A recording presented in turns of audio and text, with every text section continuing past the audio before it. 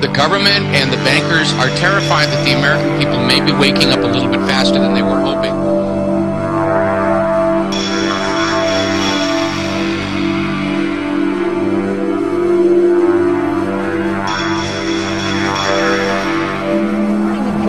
Taking a big new step, looking to build a huge database of people's physical characteristics. The FBI is taking on $1 billion project to gather fingerprints, palm patterns, even digital pictures of faces. Eventually, it could expand to include iris patterns, face shape patterns, scars, even information about how you walk and talk. It's called biometrics, and it could change the face of law enforcement.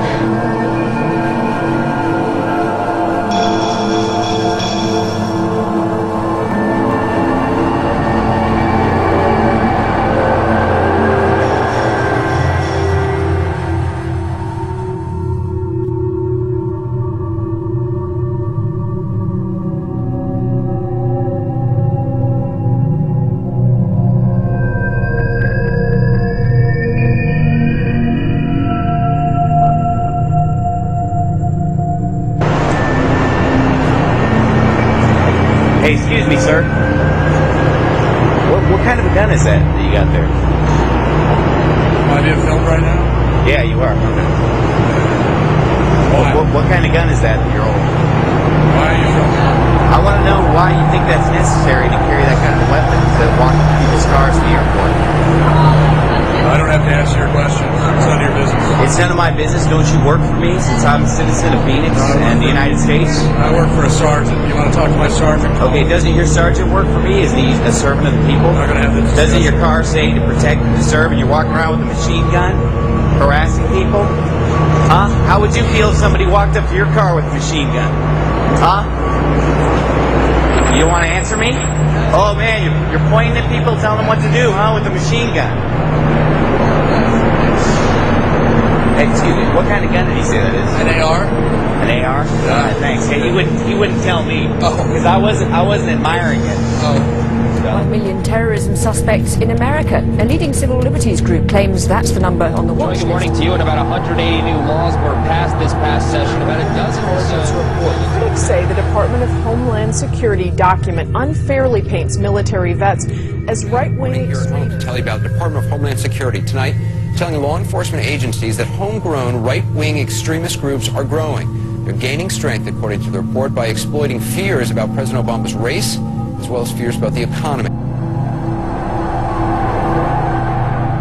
Almost 5,000 strong, the brigade is based at Fort Stewart, Georgia, under, quote, the primary purpose of this force is to provide help to people in need in the aftermath of a WMD-like event in the homeland, so that were they called to support civil authority, those governors or local state jurisdictions that might need our help, that they would be responsive and capable in the aftermath of an event like this, end quote.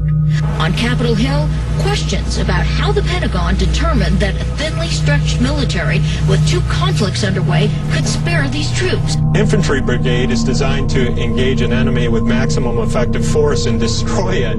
That's not the sort of thing anybody wants to see in the streets of the United States. We're in a fascist economy right now in terms of the reason things are the way they are. Fascism should more properly be called corporatism, and that is when corporations and the government are in league together to basically exploit the common people, to extract wealth from them, to basically grind them down into poverty and grab all the goodies for themselves.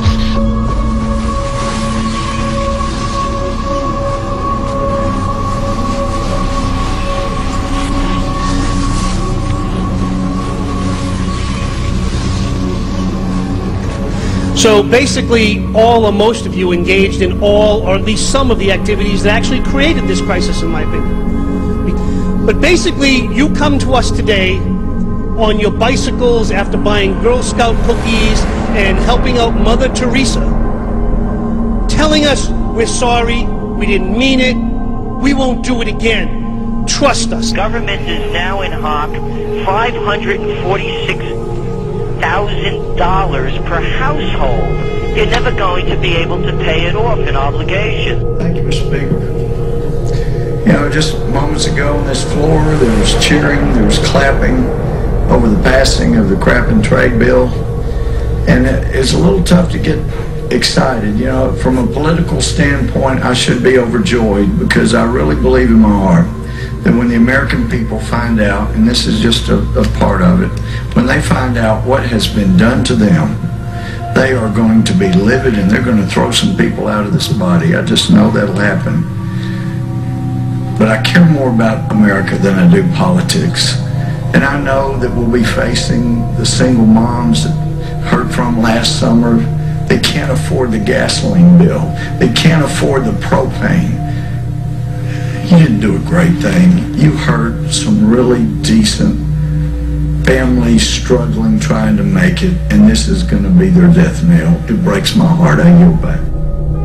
They're bankrupting the nation with these rescue plans, these buyout schemes, cap and trade, play cash for clunkers, you name it. What can Americans do if they are opposed to the road that the government officials are bringing us down? But the people really don't have a choice. There is no ballot box. You know, I'm of Italian descent, and I've heard enough mafia stories for the rest of my life. If you want to look at a mafia, you could call it the Republican and Democratic Party.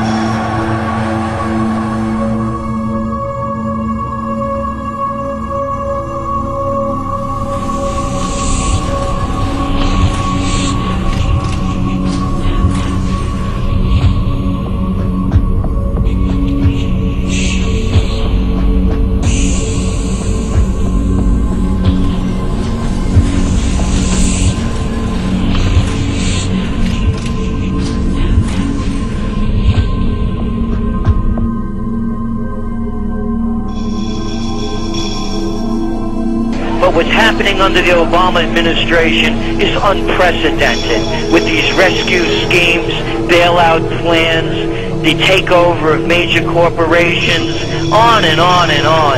So yes, it has been going on a long time, but it's accelerating now at a level that makes our country that used to be the empire of entrepreneurial opportunity now just a country to save the too big to fail. As a result of the swift and aggressive action we took in the first few months of this year, we've been able to pull our financial system and our economy back from the brink. We took steps to restart lending to families and businesses, stabilize our major financial institutions, and help homeowners stay in their homes and pay their mortgages. We also passed the largest and most sweeping economic recovery plan in our nation's history. Green shoots that they think they see don't reflect any genuine economic growth. They reflect the initial reaction to the stimulus. You know, if you shoot somebody up with heroin, you're going to get some type of reaction before there's a withdrawal. NSA security group called the Q Group. Its headquarters are within the National Security Agency headquarters in Fort Meade, Maryland. However, the group also works closely with FBI counterintelligence officers, as well as something I learned recently, local police department intelligence units. So it's a very large group, about 1,000 agents and informants employed by this secretive agency within a secretive agency, the NSA. It's really answerable to no one. On paper, of course. How is the more liberal Obama administration dealing with this then? Unfortunately, we've seen no change. The surveillance conducted by the Q Group at NSA continues. I've witnessed it myself quite recently. There's been no effort to curtail this organization. Unfortunately, NSA's power is growing because the Obama administration is now giving them new powers to conduct surveillance in cyberspace. They're placing the Cyber Command under the control of the National Security Agency. So no change. Actually, the powers of the NSA are expanding greatly under President Obama. I think they're gearing up against a possible revolt, but I'm pretty sure their ideal would be that we, the American people, will just knuckle under and surrender completely, and they won't have to go to that open force in the streets, because the instant the guns start firing in the streets of America, the rest of the country is definitely going to wake up. I think they're still convinced that they can complete the encirclement and enslavement of America without having to fire a shot, and that is their ideal. Because once the shooting starts, then all the pretext and all the illusion is gone completely. We're going to see food riots, tax protests, farmer rebellions, student revolts, squatter dig-ins, homeless uprising, tent cities, ghost malls are already popping up, general strikes, board snappings, kidnappings, and mob rule. I think we are coming up on a point where we're going to see violence in the streets of America, and I don't like it, but I don't see any way to avoid it at this point.